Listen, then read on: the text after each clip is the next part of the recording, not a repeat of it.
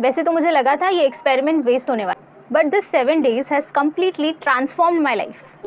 आपके ब्रेन के नॉइस को म्यूट करना चाहते हैं। ना इंस्टाग्राम, ना यूट्यूब, ना कोई दूसरा सोशल मीडिया, सिर्फ मैं, मेरी डायरी और मेरी असली ज़िंदगी।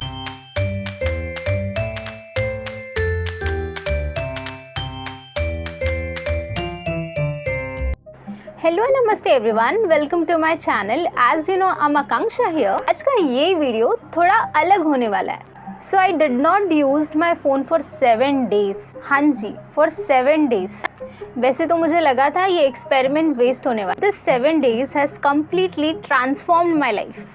आपके ब्रेन के नॉइस को म्यूट करना चाहते हैं तो आपको ये वीडियो सिर्फ देखना नहीं है, इसे फील करना है। तो एक रात से जब मैं सोशल मीडिया यूज़ कर रही थी और टाइम तो बिल्कुल भूल ही गई थी। It was 2 AM at night, completely tired. I was feeling sleepy. Then also, without realizing it, I was using my phone. एक रील आई, उस पर एक लाइन लिखी, You are not tired, you are overstimulated। और वो एक लाइन है, बिल्कुल मेरे माइंड को हिट ही कर दिया। मैं सोचने लगी, क्या मैं अपने टाइम को, एनर्जी सच में इतना मिसयूज़ कर रही हूँ? उसी मोमेंट मैंने डिसाइड किया, I need a break, a real one। Next morning मैंने अपनी डायरी ओपन की और रूल्स लिखे। No social media, no browsing on YouTube, या emergency calls from my mom and dad is allowed, no cheating even for 5 minutes। उसके बाद मैंने अपने फ़ोन को एक बॉक्स में बंद कर दिया, कबर्ड के एक कोने में रख दिया। Like realising something very toxic in your life, going away from that. मैंने खुद को समझाया। Restlessness. Day 1 was surprisingly uncomfortable. I was searching again and again for my phone। से बिल्कुल मेरी कोई हैबिट ही बन चुकी हो। एवरीवेयर, इवन मैं कहीं पर खड़ी हूँ तो मुझे ऐसे रियलाइज़ हो रहा था that I need my phone. Even when I was on the rest, when I was eating food, ऐसे लगा जैसे constantly I was searching for my mobile phone. Thought it would be very easy and I am very strong to handle, but ऐसे लग रहा था जैसे मेरा attention किसी चीज़ को ढूंढ रहा हो। And I was literally tired till even, बिना कुछ प्रोडक्टिव किए। फेसिंग माई सेल्फ, पहली बार मैंने एक पूरा दिन अपने खुद के साथ स्पेंड, बिना किसी म्यूज़िक के, किसी सोशल मीडिया को यूज़ की। And I started writing my diary. ऐसा लग रहा था जैसे जो चीज़ों को मैंने हमेशा इग्नोर किया था वो सारी चीज़ें मेरे सामने आ रही थी। इमोशन से दूर रखा था। जिन चीज़ों को शायद मैं अपनी लाइफ में इतना इम्पोर्टेंस नहीं दे रही थी, उन सारी चीज़ों को मैंने इम्पोर्टेंस देना शुरू कर दिया। मैंने एक दिन खुद के साथ टाइम स्पेंड करके खुद के बारे में और जाना। ऐसा लगा जैसे मैं सेल्फ डिस्कवरी कर रही हूँ। खुद को फेस करना, खुद के चैलेंजेस को समझना और खुद को अंडरस्टैंड करना, ये बहुत इम्पॉर्टेंट होता है। हम आज के इस बिजी लाइफ में पूरी तरह से भूल चुके हैं कि पूरे दिन में एक समय ऐसा होना चाहिए जहाँ हम खुद के लिए वक्त निकालें। हमें हर किसी चीज़ के लिए टाइम होता है, लेकिन खुद के लिए समय नहीं होता है। तो मुझे रियलाइज़ हुआ कि शायद इस चीज़ को मैं अपनी लाइफ में मिस कर रही थी। मैं खुद को अंडरस्टैंड नहीं कर पा रही थी या खुद को उतना वक्त नहीं दे पा रही थी। ये बहुत इंपॉर्टेंट होता है कि हमें पता होना चाहिए कि हमें किस चीज़ में इम्प्रूवमेंट की ज़रूरत है, हमारे अंदर क्या कमी है। Rather than judging anyone else, खुद पर ध्यान देना इज़ वेरी इंपॉर्टेंट थिंग। और इस चीज़ को मैंने रियलाइज़ किया जब मैंने एक्चुअली अपनी बिज़ी लाइफ, जो एक्चुअल में बिज़ी नहीं थी, जिसे हम बिज़ी समझते हैं बिकॉज ऑफ यूजिंग फ़ोन, उसे रियलाइज़ किया। Day 3, rediscovering small joys. So क्योंकि I had a very lot of time, तो मैंने सबसे पहले अपना रूम क्लीन अप किया।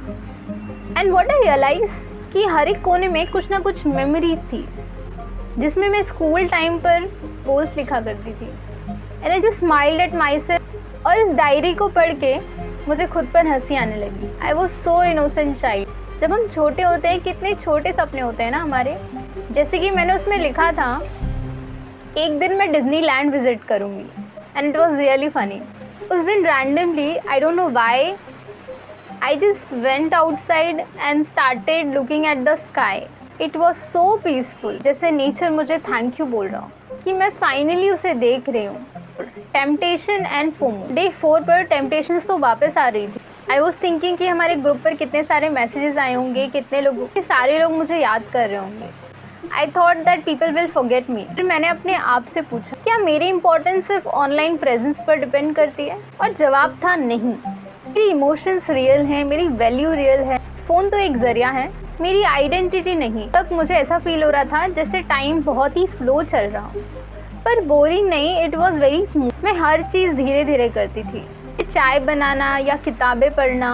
आई was enjoying the silence. Realise one thing, हम हमेशा जल्दी में क्यों होते हैं? एक्चुअली फ़ोन ने हमें बहुत फास्ट बना दिया है। फ़ोन में हम खुद को मिस कर रहे हैं। Day 6, unlocking the productivity. सबसे प्रोडक्टिव दिन था।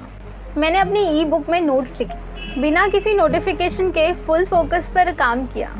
डिस्ट्रैक्ट फ्री लाइफ ने मेरी प्रोडक्टिविटी को इम्प्रूव किया। ये रियलाइज़ किया कि लाइफ में there are so many things to do, but now I was ready to become more stronger. मैं ये नहीं कह रही कि आप फ़ोन यूज़ करना छोड़ दीजिए, आजकल के टाइम पर वो पॉसिबल भी नहीं है। Yes, phone is very important for us, और हालांकि हमारे ज़्यादातर काम भी फ़ोन पर ही डिपेंडेंट है। आई जस्ट वॉन्टेड टू से कि कभी कभी इसे साइड करना अच्छी बात है। जैसे जब आप खुद के लिए वक्त निकालना चाहते हैं या अपनी फैमिली के साथ टाइम स्पेंड करना चाहते हैं, तब आपको कॉन्शियसली इस बारे में सोचना होगा। I will definitely use mobile phone, but this time consciously and mindfully। तो आप एक छोटी सी कमेंट ज़रूर लिखिएगा अगर आप भी फ़ोन डिटॉक्स ट्राई करना चाहते हैं। सो मैं मिलती हूँ इसी के साथ आपसे अगली वीडियो में। तब के लिए आप अपना ख्याल रखिए, फ़ोन को साइड में ज़रा रख कर देखिए, आपकी रियल लाइफ की वैल्यू आपको समझ आएगी। सो इसी के साथ इस वीडियो को हम यहीं ख़त्म करते हैं। मैं आपको मिलती हूँ अगली वीडियो में। Till then, if you like this video, press that bell icon. अपने कमेंट्स मेंशन करना बिल्कुल ना भूलिए, और ऐसे कई सारे अमेजिंग कंटेंट के लिए इस चैनल को सब्सक्राइब करिए। सो मैं मिलती हूँ आपको अगली वीडियो में। Till then, bye bye.